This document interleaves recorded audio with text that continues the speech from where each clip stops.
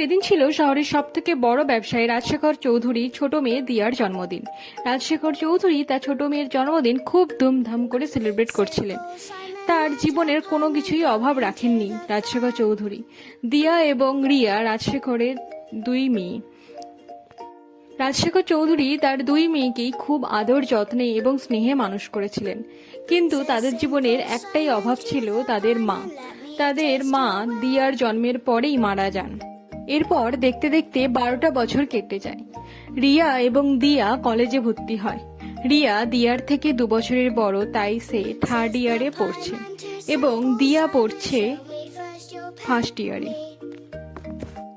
দিয়া রূপে গুণে এতটাই সুন্দর ছিল যে তার কলেজের সাব ইন্সপেক্টর তাকে পছন্দ করত। সাব ইন্সপেক্টরের নাম ছিল রাজ। অন্যদিকে বড় বোন রিয়ারই কলেজের প্রফেসর আকাশ রিয়াকে খুবই পছন্দ করতেন এবং তিনি তাকে প্রপোজ করেন।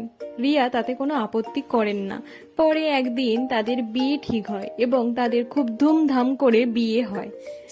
বিয়ের দিন সে জানতে পারে যে তার কলেজের সাব ইন্সপেক্টর অর্থাৎ রাজ তার হাজবেন্ডেরই বন্ধু, যে কিনা তার প্রেমকে অস্বীকার করেছিলেন।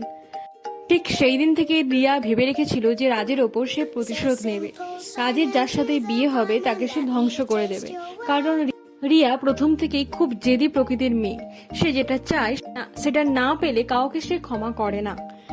রাজ অপরদিকে তারই বোন দিয়ার প্রেমে হাবুডুবু খেয়েছিল, তাই দিয়াকে সে প্রপোজ করে এবং দিয়া তাতে রাজি হলে তাদেরও খুব ধুমধাম করে বিয়ে হয়। এইভাবে 2 বছর কেটে যায়। 2 বছর পরে রাজ এবং দিয়াকে এসে খুশি দেখে তার আর সেই পুরনো কথা মনে পড়ে না। সে ভুলে যায় রাজের ওপরে প্রতিশোধ নেওয়ার কথা এবং সে এবং আকাশও খুব সুখে শান্তিতে বসবাস করতে থাকে।